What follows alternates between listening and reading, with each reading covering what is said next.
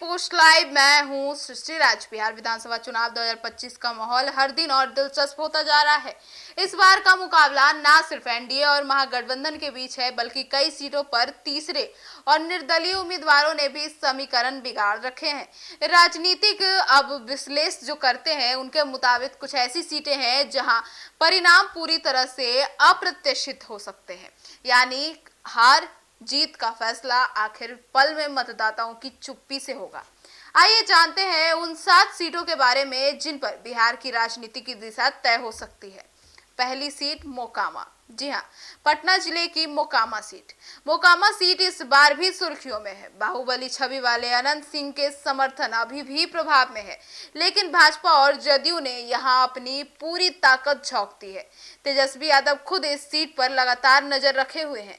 यहां का मुकाबला जातीय समीकरणों से ज्यादा छवि बनाम संगठन पर टिका है। अब इस सीट को लेकर आपकी क्या राय है, कमेंट सेक्शन में जरूर बताइएगा। दूसरी सीट है हिलसा, नालंदा जिले की हिलसा सीट। मुख्यमंत्री नीतीश कुमार के गृह जिले की यह सीट प्रतिष्ठा की भी बन चुकी है। पिछली बार यहां जदयू को झटका लगा था, इस बार महागठबंधन इसे हर हाल में जीतना चाहता है। एनडीए के लिए यह सीट प्रतिष्ठा बचाने की, जबकि विपक्ष के लिए प्रभाव दिखाने की बन गई है। यहाँ युवा मतदाताओं का रुझान निर्णायक साबित हो सकता है। अब इस सीट को भी लेकर आपकी क्या राय है, कमेंट सेक्शन में जरूर बताइएगा। तीसरी सीट राघोपुर। जी हाँ, वैशाली जिले के राघोपुर सीट की बात करें, जो कि तेजस्वी यादव की परंपरागत सीट है। राघोपुर इस बार भी चर्चा में है।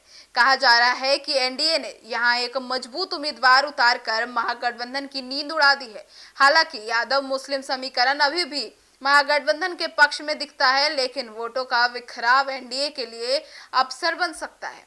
अब इस सीट को लेकर और एमवाई समीकरण को लेकर आपकी क्या राय है, यह भी कमेंट सेक्शन में बताइएगा। चौथी सीट की बात करें तो वो है बड़हरा सीट, जो कि भोजपुर जिले की है।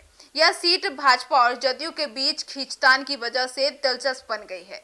यहां जदयू नेता रणविजय सिंह की सक्रियता भाजपा के लिए सिरदर्द बन चुकी है।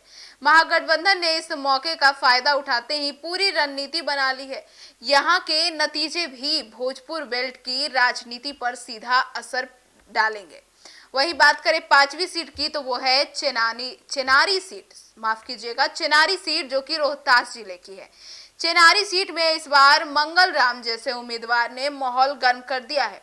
जातीय संतुलन और स्थानीय नाराजगी दोनों ही इस सीट को अप्रत्याशित बना रहे हैं। यह सीट तय करेगी कि महागठबंधन की दलित पिछड़ा एकता राजनीति कितनी सफल होगी। तो अब बात करते हैं आखिरी सीट की, जो कि है बेतिया, जो कि पश्चिम चंपारण की सीट है। यहाँ कांग्रेस, भाजपा और जनसुराज तीनों के बीच त्रिकोणीय मुकाबला बन गया है।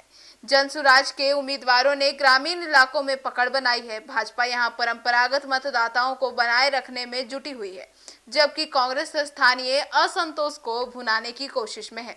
माफ कीजिएगा, अभी 7वीं सीट भी आपको बता दें, सीतामढ़ी। सीमांचल और मिथिलांचल के मिलन बिंदु पर स्थित यह सीट हमेशा से राजनीतिक रूप से स्थिर रही है। इस बार का मुकाबला यहाँ जातीय समीकरणों के बजाय विकास और रोजगार के मुद्दों पर हो रहा है। यहाँ युवा मतदाता नया चेहरा चुनने के मूड में दिख रहे हैं।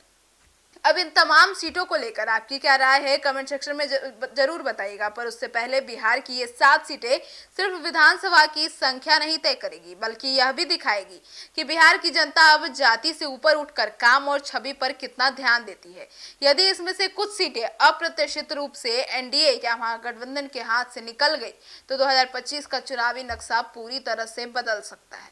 तो फिलहाल इस खबर में इतना ही। आगे की खबरों के लिए जुड़े रहिए हमारे साथ और देखते रहिए सिटी पोस्ट लाइव। धन्यवाद।